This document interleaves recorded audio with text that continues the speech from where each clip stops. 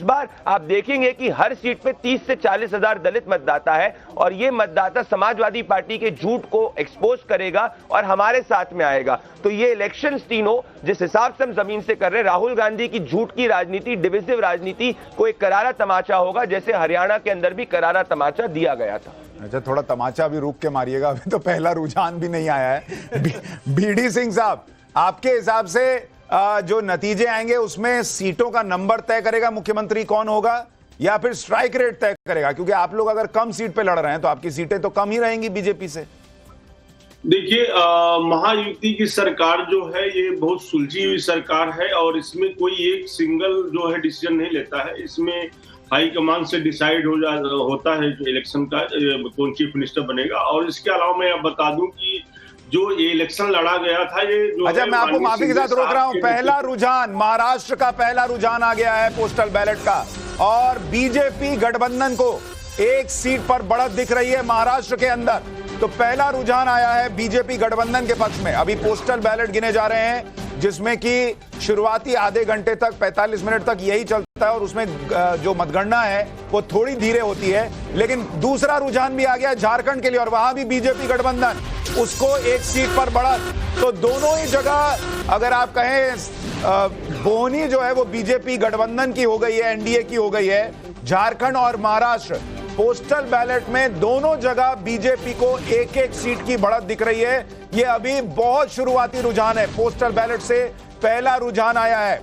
अभी उत्तर प्रदेश में भी वोटिंग काउंटिंग शुरू हो गई है, लेकिन अभी ये वहां से कोई रुझान नहीं आया है। संजय झा जी, आपको क्या लग रहा है, इस बार कहीं मामला फंसेगा, क्लियर मैंडेट आएगा, कहीं हंग असेंबली हो सकती है, क्या हो सकता है? हाँ जी, भंडारी जी को मैं अभी सुन रहा था। चुनाव प्रचार तो खत्म हो चुका है, अब नतीजों का इंतजार करेंगे हम लोग, है ना। और वहां तक महाराष्ट्र का सवाल है, वहां पर ढेर सारे मुद्दे थे, बेरोजगारी और महंगाई, जो सबसे बड़े जो मुद्दे थे बेरोजगारी और महंगाई। जहां तक महिलाओं का सवाल है, महिलाओं को क्या आप अदानी को एक एयरपोर्ट दीजिएगा और महिलाओं को 1500 रुपया, वो सब समझते हैं। भारत की जनता बहुत समझदार है कि आप हमको इसको भी तो घूसी कहिएगा ना। अडानी को कौन सा एयरपोर्ट दिया? इनको जून तक अडानी को तो एक नहीं। देखिए, आम आदमी जानता है कि हमको 1500 रुपया और अदानी को 6 एयरपोर्ट, तो वो जानते हैं कि कैसी राजनीति उनमें से कुछ एयरपोर्ट यूपीए के जमाने में दिए गए। नहीं, छोड़िए ना उसको, वो छोड़िए। तो सुनिए नहीं सच्चाई। ये देखिए, कांग्रेस को भी रुझानों में बढ़त। कांग्रेस गठबंधन महाराष्ट्र में 1, बीजेपी गठबंधन 1, कांग्रेस का भी खाता खुल गया है। और जेएमएम 2, बीजेपी 2, झारखंड में 4 सीटों के रुझान। जेएमएम 2, बीजेपी गठबंधन 2, यानी कि झारखंड में कांटे की टक्कर है। जो बात कही जा रही थी वो शुरुआती रुझानों में लगने लगी है, बिल्कुल नेक टू नेक। 2 बीजेपी गठबंधन, 2 जेएमएम गठबंधन। संजय जी, आपको सबसे ज्यादा क्लोज फाइट कहां लग रही है, महाराष्ट्र में या झारखंड में? दोनों में मैं समझता हूं कि टक्कर है 100%। जहां तक महाराष्ट्र का सवाल है, बहुत पेचीदा इसी कारण हो चुका है क्योंकि ये जो तोड़ फोड़ की जो राजनीति की गई, तो आप देखिए कि जहां पर 4 दल हुआ उत्तर प्रदेश उपचुनाव में सपा को बढ़त। सपा को उत्तर प्रदेश उपचुनाव में पहला रुझान जो उत्तर प्रदेश उपचुनाव का आ रहा है, सपा गठबंधन को या कहिए सपा को एक सीट पे बढ़त है, एक सीट का रुझान। और वो एक सीट जो है वो सपा के खाते में बढ़त दिखा रही है। लेकिन महाराष्ट्र में 1-1, झारखंड में 2-2 और उत्तर प्रदेश में सपा एक सीट पर आगे। प्रदीप भंडारी, शुरुआत में तो बड़ी क्लोज फाइट दिख रही है भाई, लेकिन अभी बहुत जल्दी है। और उत्तर प्रदेश उपचुनाव में 2 सीटों पर सपा आगे, बीजेपी गठबंधन 0। प्रदीप भंडारी, पहला रिएक्शन।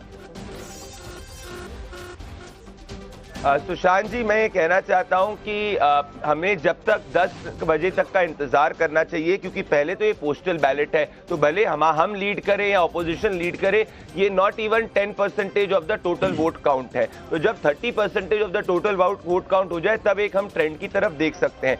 उत्तर प्रदेश के अंदर पर्टिकुलरली इसलिए मैं कह रहा हूं क्योंकि कौन से पोलिंग बूथ खुल रहे हैं, कौन सी कहां का पोलिंग बूथ खुल रहा है, वो बहुत मैटर करेगा। पर मैं संजय झा से कमिटमेंट लेना चाहता हूं कि क्या वो इस इलेक्शन के बाद में कोई भी नतीजा है, एटलीस्ट अगर उनके पक्ष में नतीजे हाइपोथेटिकली नहीं आते तो वो आश्वस्त करेंगे कि इलेक्शन कमीशन, ईवीएम, चुनाव प्रणाली, मीडिया, लोकतंत्र को ब्लेम नहीं करेंगे, तंत्र की बात नहीं करेंगे, आत्मचिंतन करेंगे। मैं इनको जवाब देता हूं। भंडारी जी, ये तो लिखित है।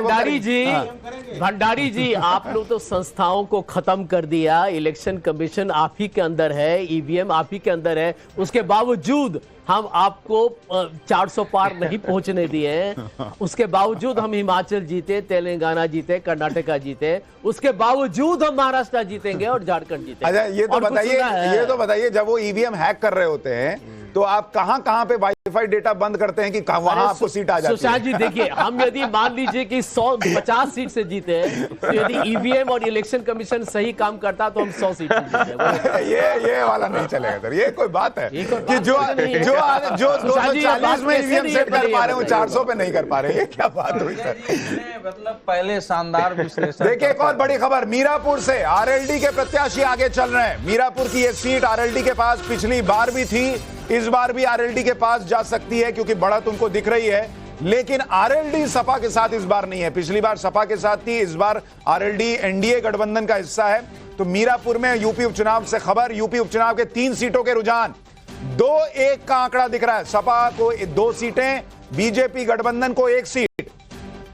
महाराष्ट्र में 7 सीटों के रुझान, बीजेपी गठबंधन 4, कांग्रेस गठबंधन 3, और झारखंड में देखिए 8 सीटों के रुझान, बीजेपी गठबंधन 5 और जेएमएम 3 इस वक्त दिख रहा है। पोस्टल बैलेट में बीजेपी जो है वो अभी हाल के दिनों में ऐसा हुआ था कि पिछड़ने लगी थी, लेकिन अवधेश जी यहां तो ऐसा लग रहा है फिर से पोस्टल बैलेट में मामला सेट होता दिख रहा है।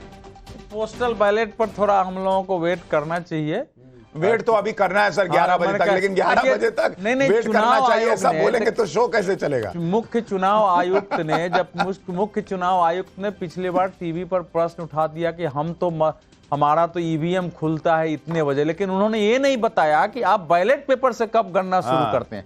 ये उसमें एक छिपा हुआ वो था, इसलिए मुख्य चुनाव आयुक्त, मैंने तो उसी समय बोला था कि देखिए 8 साल 15 सीटों के रुझान, महाराष्ट्र में 15 सीटों के रुझान, बीजेपी गठबंधन 8, कांग्रेस गठबंधन 7, झारखंड में 8 सीटों के रुझान, बीजेपी गठबंधन 5, 11 सीटों के रुझान झारखंड में, 7 पर बीजेपी गठबंधन आगे, 4 पर जेएमएम। उत्तर प्रदेश में 2-1 का मामला, बांद्रा इससे जिशान आगे चल रहे हैं, जो बाबा सिद्दीकी के बेटे हैं बांद्रा ईस्ट से जिशान सिद्दीकी इस वक्त आगे चल रहे हैं। ये एक बड़ी खबर आ रही है। अब अवधेश जी अपनी बात कहिए। देखिए ये जो अभी रुझान है, 14 सीट के रुझान झारखंड से, बीजेपी 10 पे पहुंच गई है डबल डिजिट में। अजीत पवार बारामती से पीछे चल रहे हैं। एक और बड़ी खबर, बारामती सीट से अजीत पवार पीछे चल रहे हैं। प्रेम कुमार जी, आप जो बात कह रहे थे कि सबसे कमजोर कड़ी अजीत पवार साबित होंगे, क्या ये उसके संकेत हैं? हाँ बिल्कुल, वो संकेत दिखेंगे और अजीत पवार हार सकते हैं आपको लगता है? अजीत पवार पक्का हारेंगे। आप देखिएगा, तो सुबह सवेरे आपको संकेत मिल गए, पहले से पता है कि अजीत पवार हारेंगे और वो अपनी पत्नी को भी नहीं जिता सके थे लोकसभा। ये देखिए महाराष्ट्र में 36 सीटों के रुझान, बीजेपी गठबंधन 20, कांग्रेस 16, तेजी से आंकड़ा बढ़ रहा है। बीजेपी गठबंधन 20 पर, कांग्रेस